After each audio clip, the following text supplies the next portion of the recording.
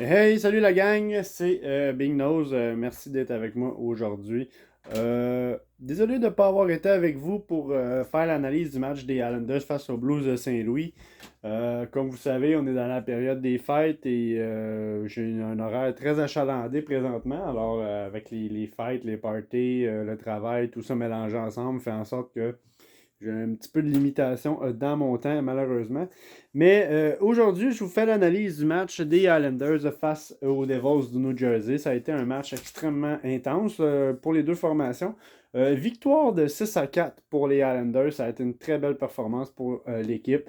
Mais match qui, néanmoins, a été très physique. Match très demandant, je pense, pour les deux formations. Et bien évidemment, c'est deux équipes qui font partie de la même division. Alors, fallait s'attendre à une rencontre assez explosive, ce qui s'est passé dans ce match-là. Pour continuer à parler de l'analyse, je vais sauter directement à la section statistique pour ensuite de ça continuer à vous parler de ce que j'ai pensé du match. Alors, au niveau des Islanders pour les statistiques dans ce match-là, nous avons Brock Nelson qui a marqué deux buts. Nous avons également Carl Clutterbuck qui a un but et une mention d'aide. Casey Cizikas, Endersley et Oliver Wallstrom qui ont tous un but également dans ce match-là. Au niveau des mentions d'aide, nous avons bien évidemment Matt Barzal avec deux mentions d'aide. Nous avons également Alexander Romanov avec deux mentions d'aide. Josh Bailey, Matt Martin, Scott Mayfield et Jean-Gabriel Pajot qui ont tous également à leur actif une mention d'aide dans ce match-là. Et au niveau du gardien de but, c'était Semyon Varlamov qui était dans les filets et il a reçu 29 lancés et a laissé passer 4 buts. Alors malgré cette moyenne d'efficacité plus ou moins bonne, Varlamov a quand même réussi à sortir de ce match avec la victoire. Alors c'est quand même très positif. Maintenant, au niveau des statistiques pour les Devils du New Jersey, nous avons Jack Hughes qui a un but et une mention d'aide. Nous avons également le capitaine Nico Hischier qui a un but dans ce match-là. Dawson Mercer et Thomas Tatar qui ont tous également un but dans ce match-là. Au niveau des mentions d'aide pour les Devils, nous avons Jasper Bratt avec deux mentions d'aide. Nous avons Dougie Hamilton avec deux mentions d'aide, Jonas Siengenthaler avec deux mentions d'aide et Ryan Grave avec une mention d'aide. Et dans les filets, les deux gardiens de but des Devils ont été présents dans ce match-là. Alors, Vitek Vanasek a reçu 17 lancés et a laissé passer 4 buts. Et Akira Schmid a reçu 15 lancés et laissé passer 2 buts. Alors, au niveau des statistiques dans le match Islanders face aux Devils du New Jersey, c'était à ça que ça ressemble. Qu'est-ce que j'ai pensé du match? J'ai trouvé que c'était un match très intense, très physique. J'ai trouvé que les Islanders commencent à manger des coups tranquillement, pas vite. Au niveau des blessures, au niveau des vieux vétérans qui se font brasser la cage un peu, ça a été le cas de Carl Clutterbuck dans le match contre les Blues de Saint-Louis. Et nous avons également Adam Pellet qui a été affecté, je pense, par une blessure quand même assez vilaine. Je pense que ça a été probablement une commotion cérébrale, je crois. Bref, ça n'a pas été confirmé. J'ai pas eu de confirmation sur sa blessure, mais ça l'inaugure pas. Ce n'est pas une bonne nouvelle, bien évidemment, puisque Adam Pellet, c'est pas mal un des meilleurs défenseurs de la formation. Alors, c'est pas quelque chose qui est positif présentement.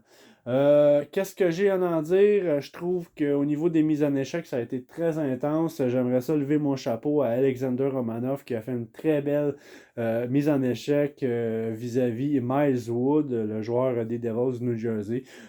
Mise en échec qui était quand même assez très, très difficile pour Woods qui a eu de la misère à se relever. Ça a été quand même assez intense pour lui, cette mise en échec-là. Mais Alexander Romanov a fait le travail qui est destiné de faire, c'est-à-dire faire les mises en échec, contrôler sa zone. Et avec les deux mentions d'aide qu'il a apportées dans ce match-là, je considère qu'il a joué son rôle à la perfection. Alors, malgré tout, les Islanders ont réussi à sortir avec la victoire. Les Islanders menaient le match jusqu'en troisième période et c'est en troisième période que les Devils du New Jersey ont réussi à faire une remontée qui malheureusement pour eux n'ont pas été suffisants pour revenir complètement dans le match, mais ça a quand même été assez intense. C'est Samuel Varlamov qui a laissé passer des filets. Et c'est ce genre de prestation-là de Samuel Varlamov qui peut être néanmoins assez inquiétante pour la formation parce que autant que Varlamov est capable de garder son filet, autant que il peut accorder deux mauvais buts ou trois mauvais buts dans la même rencontre. Et c'est ça, je pense, qui est la problématique avec la constance de Varlamov. Et pour ma part, c'est un petit peu épeurant. Et je pense que c'est une des raisons pour laquelle c'est Ilya Sorokin qui est maintenant le gardien numéro un des Islanders, puisqu'au niveau constance de jeu, Sorokin est beaucoup plus constant que Varlamov, bien évidemment, et ça paraît dans le style de jeu. Sinon, encore une fois, Matt Barzal qui continue de jouer très bien son rôle, réussit à fabriquer des jeux, placer des rondelles dans l'enclave pour les joueurs, réussit à marquer des beaux buts. Je continue toujours d'être impressionné par Matt Barzal. Bien évidemment, cette année, Matt Barzal est un petit peu au ralenti au niveau des buts marqués. Mais au niveau des mentions d'assistance, là, il est le meilleur joueur de la Ligue nationale, je pense, présentement au niveau des chapitres des mentions d'aide. Alors, bien évidemment, ça prouve encore une fois que c'est un fabricant de jeu hors pair. Et que dire des vétérans qui continuent de performer match après match. Brock Nelson, encore une fois, 2 buts pour lui dans ce match-là. Je crois même qu'il a passé très près d'avoir un tour du chapeau. Alors, Brock Nelson, encore une fois, joueur extrêmement important, joueur qui fait des buts, qui fait des points, vraiment impressionnant comment est-ce qu'il joue. Il a une excellente saison présentement et j'espère que ça va continuer. Et Carl Clutterbuck, encore une fois, c'est un joueur qui m'impressionne parce que malgré l'âge auquel il est rendu, euh, il apporte encore beaucoup de support pour l'équipe dans les matchs. Réussit de temps à autre à marquer des buts, réussit à s'illustrer au pointage, est encore capable de donner des bonnes mises en échec, encore capable de changer le momentum du jeu.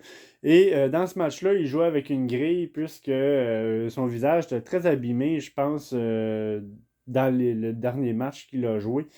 Malheureusement, je n'ai pas suivi l'actualité du dernier match, mais si je me fie à quoi ressemble son visage dans ce match-là, je pense que ça a brassé pas mal pour lui dans la rencontre contre les Blues de Saint-Louis. Alors, mais toujours sur la patinoire, encore une fois, montre l'exemple à nos jeunes joueurs. Un petit peu déçu de la performance de Simon Armstrong dans cette rencontre-là, puisque, encore une fois, il a un différentiel de -2. Il a eu 2 buts accordés dans le match alors qu'il était présent sur la patinoire. C'est sûr que c'est un jeune joueur, c'est sûr qu'il y a encore beaucoup de choses à prouver. Faut pas je vais dire ça en bon français, faut pas capoter avec ça. C'est une jeune recrue, c'est un joueur qui a beaucoup à prouver, c'est un joueur qui a beaucoup à faire pour se tailler une place permanente chez les Islanders. Je pense pas que c'est inquiétant pour lui. Il a quand même un très bon potentiel. Mais ça va prendre l'ajustement pour Simon Armstrong, bien évidemment. C'est sûr et certain que c'est avec l'expérience que ceci va arriver. Faut pas jeter l'éponge trop vite. C'est un bon petit joueur. C'est un joueur qui va faire une différence dans l'avenir de la formation. J'en suis même pas inquiet.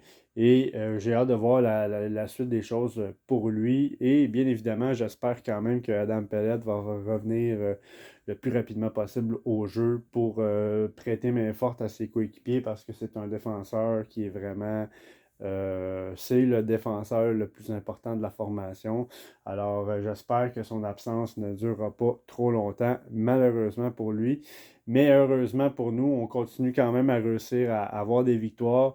C'est sûr qu'on ne veut pas toujours gagner nos matchs, mais on n'a quand même pas de trop longues séquences de défaites. Et ça, c'est quand même assez rassurant, vu où ce que nous en sommes maintenant dans la saison. Alors, c'est ce que j'avais à en dire pour l'actualité ainsi que le match des Islanders face aux Devils du New Jersey. Alors, merci d'avoir été avec moi, merci d'avoir pris le temps de regarder la vidéo et merci de liker, commenter, partager et bien évidemment vous abonner à la chaîne si ce n'est pas déjà fait pour m'encourager. Alors, Merci d'avoir été là. Je vais essayer d'être avec vous pour l'analyse du prochain match des Islanders. Alors, je vous dis salut et à la prochaine.